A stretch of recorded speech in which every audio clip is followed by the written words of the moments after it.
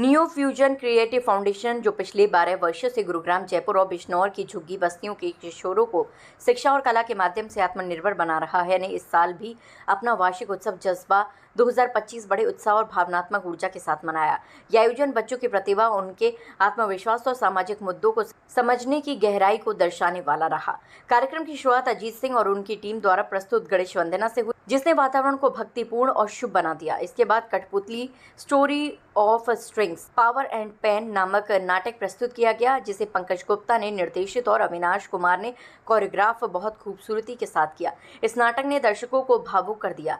इसमें दिखाया गया कि मानसिक शोषण, पितृसत्ता और समाज की अपेक्षाओं के बीच एक महिला कैसे टूटती है और फिर खुद को कैसे संभालती है। नाटक में नर्सिसिस्ट किस तरह अपने रिश्तों को कठपुतली की तरह नचाता है, इसका मंचन किया गया। नाटक में संगीत या ओम सिंह ने, लाइट्स निर्देशन था पवन वाघमारे और मेकअप से बच्चों को संवारने का काम किया प्रेम जी और टीम ने। इस अवसर पर हर साल की तरह इस बार भी काका हाथरसी पुरस्कार दिए गए, जो पिछले 10 वर्षों से पद्मश्री काका हाथरसी जी को स्मृति में छात्रों और शिक्षकों को प्रोत्साहित करने के लिए दिए जाते हैं। इस वर्ष काका हाथरसी शिक्षा पुरस्कार गुरुग्राम की किसांगवाला लांगकुमेर को उनकी शैक्षणिक योग्यता के लिए दिया गया। काका हाथरसी प्रेरणा पुरस्कार पायल को उनकी शिक्षा और कला दोनों क्षेत्रों में प्रगति के लिए दिया गया। काका हाथरसी शिक्षक पुरस्कार बिजनौर की आराधना चौधरी को उनके शिक्षण में समर्पण के लिए दिया गया। इसके साथ ही कुछ विशेष पुरस्कार दिए गए। Doctor Mukesh Garg golden Phoenix award उनकी स्मृति में डॉक्टर गर्ग की सहभागिनी प्रोफेसर माया टांक के द्वारा मोहित रैकवार को मिला। मोहित ने 5वीं के बाद पढ़ाई छोड़ दी थी, लेकिन अब 12वीं पास कर ली है। मोस्ट डेडिकेटेड इंटर्न का पुरस्कार दिया गया तीशा कालरा को और संस्था के डांस मेंटर अविनाश कुमार को लॉन्ग एसोसिएशन अवार्ड 2025 से पुरस्कृत किया गया। इस कार्यक्रम की शोभा बढ़ाने के लिए कई खास मेहमान उपस्थित रहे। कार्यक्रम अध्यक्ष हर्ष कुमार, शिक्षा विशेषज्ञ और चेयरमैन एक्सेल्सियर अमेरिकन स्कूल ने कहा कि आज के समय में शिक्षा केवल किताबों तक सीमित नहीं रहनी चाहिए। जिस तरह न्यूफ्यूजन कला, संगीत, नृत्य और रंगमंच के माध्यम से बच्चों का सर्वांगीण विकास कर रहा है, वह समाज के लिए प्रेरणादायक है। मुख्य अतिथि उषा प्रियदर्शनी, भाजपा अध्यक्ष राज्य महिला मोर्चा हरियाणा, ने अपने संबोधन में कहा कि बच्चों की प्रस्तुतियों में आत्मविश्वास, संस्कृति और अनुशासन का अद्भुत संगम देखने को मिला। न्यूफ्यूजन का ये प्रयास न केवल बच्चों का भविष्य संवार रहा है, बल्कि समाज में सकारात्मक बदलाव भी ला रहा है। और उन्होंने फाउंडर डॉक्टर अनुभूति से कहा कि वो हर रूप से संस्था को मदद करने के लिए तैयार हैं। विशिष्ट अतिथि डॉक्टर नितिन अग्रवाल, निदेशक bliss Ayurveda India private limited, ने कहा कि हमने अक्सर सुना है कि शिक्षा जीवन बदल देती है, लेकिन आज यहां आकर मैंने देखा कि कला और शिक्षा का संगम बच्चों के जीवन को कितनी ऊंचाइयों तक ले जा सकता है। कार्यक्रम में सुप्रसिद्ध हास्य कवि, लेखक एवं फिल्म निर्माता पद्मश्री प्रोफेसर अशोक चक्रधर और डॉक्टर बागेश्वरी चक्रधर की उपस्थिति ने कार्यक्रम की शोभा बढ़ा दी। उन्होंने बच्चों को भरपूर आशीर्वाद दिया। अपने संदेश में उन्होंने कहा कि इस क्षेत्र से गहराई से जुड़े हैं और इसकी हर बारीकी को समझते हैं। आज प्रस्तुत नाटक ने हर पहलू को कछुआ है और इसमें कहीं भी कोई कमी नजर नहीं आई। न्यू फ्यूजन की शुरुआत मैंने 2013 में की थी और एक सोच के साथ की थी कि कोई भी बच्चा किसी भी परिस्थिति में हो, अगर उसमें टैलेंट है उसमें, और हर बच्चे में टैलेंट होता है और उसको आगे बढ़ना चाहिए। तो बच्चे बहुत सारे पीछे रह जाते हैं इस वजह से, क्योंकि उनको कोई हाथ पकड़ने वाला नहीं है। तो बहुत सारे हीरे ऐसे हो जाते हैं जिनको तराशने वाला कोई नहीं है। तो मैंने सोचा कि मैं कुछ ऐसा काम करूं कि मैं बच्चों के साथ मिलकर खड़ी रहूं, बच्चों के लिए काम करूं, और अगर कोई भी बच्चे को अगर मेरी ज़रूरत है तो वो हमेशा आए एनजीओ में, और कहीं का भी बच्चा हो, वो किसी भी जगह का बच्चा हो, they can come to us, they can learn with us. और हम शिक्षा दे रहे हैं बच्चों को, हम बच्चों को परफॉर्मिंग एंड विजुअल आर्ट सिखाते हैं, हम बॉक्सिंग सिखाते हैं, बहुत सारी चीज़ें हैं जो हम सिखा रहे हैं बच्चों को। और मुझे बहुत खुशी होती है कि मेरे करीब 60 करीब बच्चे ग्रेजुएशन में हैं, कुछ कर चुके हैं, जॉब कर रहे हैं, और उनमें से बहुत सारे आज आए हुए थे और हमारे साथ एज ए टीम काम करते हैं। तो बहुत खुशी होती है। देखिए, एक शब्द में कह सकता हूँ कि अद्भुत। समाज जिस तरह से विकृत हुआ है और उसमें किसी तरह से विकृतियां आ रही हैं, और जैसा कि अभी कहा भी कि हरियाणा राज्य तो लड़कियों की दृष्टि से थोड़ा पिछड़ा रहा, और लेकिन अब तो अनुपात काफी अच्छा हो गया है। लेकिन जो शक है, विश्वासहीनता है, वह घर और घरेंदों सबको तोड़ रही है।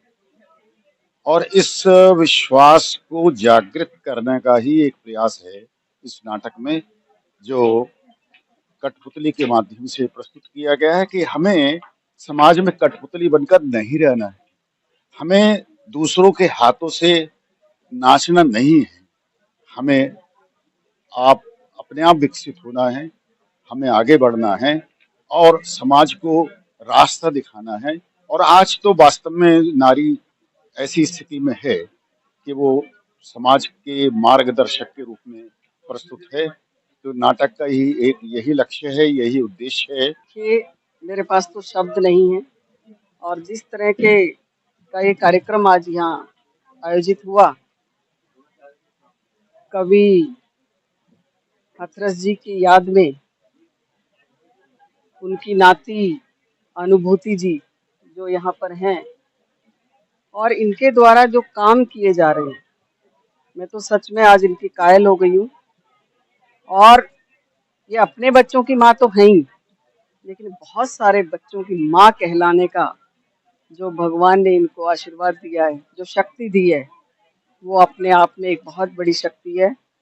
और मैं तो ईश्वर से कामना करूंगी कि अनुभूति जैसे लोग इस समाज में बहुत चुनिंदा होते हैं और वो ऐसे जैसे इनका नाम है, इस नाम को साक्षात्कार करते हुए इस देश के अंदर, इस संसार के अंदर वो अनूठे नायाब काम कर जाते हैं।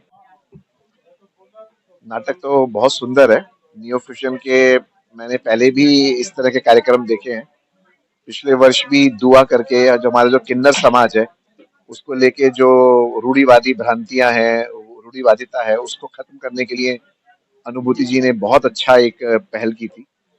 इस बार महिलाओं का घर में कैसे उनके साथ व्यवहार हो, ये विषय बहुत महत्वपूर्ण है। और अगर आज आपने देखा होगा तो अक्सर उसमें से कुछ कुछ रिफ्लेक्शन हर एक के घर में, जीवन में नजर आता है। तो ये नाटिका के माध्यम से हम सबको, समाज को एक तरह से दर्पण दिखाया है अनुभूति जी ने कि कहाँ कहाँ हमें करेक्शन करने की जरूरत है, कहाँ कहाँ हमें मातृशक्ति को, महिलाओं को सम्मान देने की जरूरत है। आज का जो नाटक था बेसिकली कठपुतली था, और जो वैसे मेरा रियल नेम रेशमा है, बट एज अ एक्टर जो मैंने निभाया वो प्रिया था, संजय की वाइफ। किरदार में बेसिकली एक लेडी के बारे में बताया गया है जो एक मेंटलिटी से घिरी हुई है।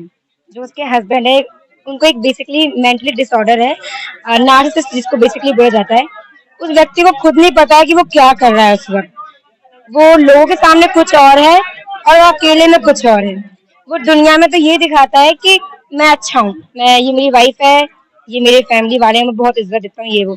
बट अकेले में जो उसका बिहेवियर है उसकी वाइफ के प्रति, वो बहुत अलग है। तो बेसिकली जो लड़की का ये था कि वो ना इस चीज को सह रही है बहुत टाइम से, वो किसी को बता नहीं रही है अच्छे से।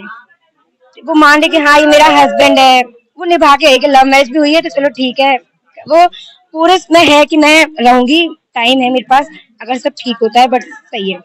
बट एंड द टाइम जब एज भी बहुत हो जा रही है, हो रहा है, टाइम पास हो रहा है, बट चीजें वैसी हैं, बढ़ती जा रही है चीजें, बट कुछ ठीक होने पे नहीं आ रहा। तो वो उसी चीज से घिरी हुई है कि कब ये ठीक होगा, कब ये ठीक होगा। एंड द मोमेंट वो सोचती है कि नहीं अब बहुत हो गया है, अब मुझे निकलना है। त्रिशोलकर, मेरा अमित, माय प्रिया, ये मेरी बेस्ट फ्रेंड, हाँ, जिससे मैं बहुत ज्यादा नफरत करता हूँ। मेरा किरदार तो बेसिकली वैसा था कि चिड़चिड़ा नहीं, चिड़चिड़ा नहीं था। हाँ, मेरे को ऐसा था कि मेरा जो कैरेक्टर था वो था कि मैं इससे प्यार करता हूँ, अब ये मेरी प्रॉपर्टी है, मतलब प्यार नहीं, फिर वो प्यार बदल गया, अब वो मेरी प्रॉपर्टी है, वो कहीं नहीं जा सकती, वो कुछ नहीं कर सकती, वो बस मेरे पास रहेगी, मेरा कहना मानेगी और जो मैं बोलूँगा वो करती रहेगी, बस। तो अभी जैसे ही अपने मेरे कैरेक्टर हिसाब से जैसे ही अपने पर फैलाती है तो बहुत अजीब लगता है ना जिसका, तो बस वही है कैरेक्टर के बारे में। तो ये जब हम इसकी प्रैक्टिस कर रहे थे ना तो इनको बड़ी डांट पड़ती थी, मतलब ये रियल में सच में नहीं है, इतने आराम से बात करना, ना गुस्सा करना, ना कुछ।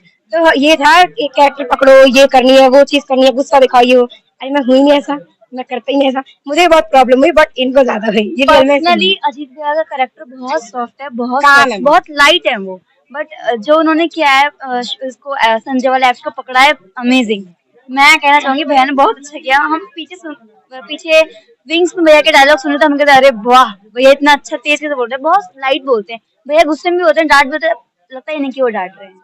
और मैं यहाँ पे करीब 8 साल पहले जुड़ा था, और मैं जब जुड़ा था तो आई थिंक मैं I was in like 7th में था। सो उसके बाद से फिर मेरी जर्नी वहाँ से शुरू हुई न्यू फ्यूजन के साथ। न्यू फ्यूजन के साथ बदलाव ये देखिए कि इससे पहले की जो मेरी लाइफ थी, जो सारी चीज़ें रही हैं, वो बहुत डिफरेंट थी, क्योंकि मैं नशे में और इन सारी चीज़ों में, क्योंकि मैं अभी जैसे गुड़गांव जैसे शहर में रहता हूँ, वहाँ के लोग काफ़ी लोकल, जैसे ड्रग्स लेना, ये सारी स्मोकिंग वगैरह, ये मतलब नॉर्मल सी चीज़ है। तो मैं भी इन सब चीज़ों में था। उसके बाद फिर मैं जब न्यू फ्यूजन में आया तो वो उन्होंने मेरी लाइफ पूरी बदल दी। तो ये मैंने चेंजेस अपने में देखे। मैसेज प्ले के थ्रू मैं यही देना चाहूँगा कि जब भी आप लाइफ में आपका कोई भी पार्टनर बने तो उसकी चीज़ों को समझें, है ना?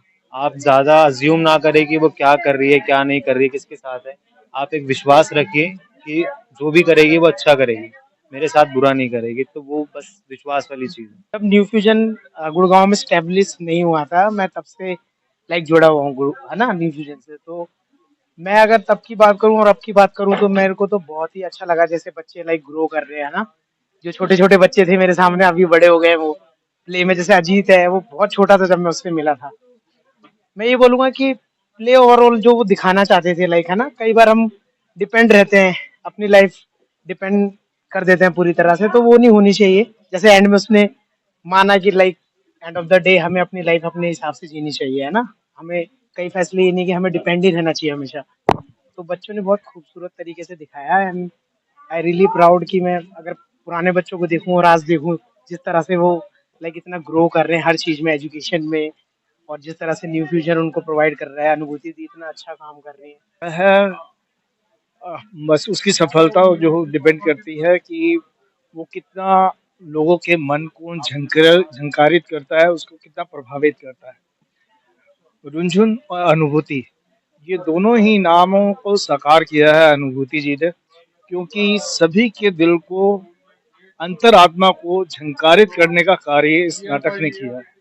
कठपुतली एक घर की समस्या को उठाती है, जो शक को और विश्वास को लेकर उत्पन्न होती है। और वैवाहिक जीवन में जो सबसे महत्वपूर्ण पहलू है वो है विश्वास, और वो विश्वास होना अत्यंत ही आवश्यक है, और वो शक को समाप्त करती है कठपुतली नाटक। बहुत बहुत बधाई कठपुतली।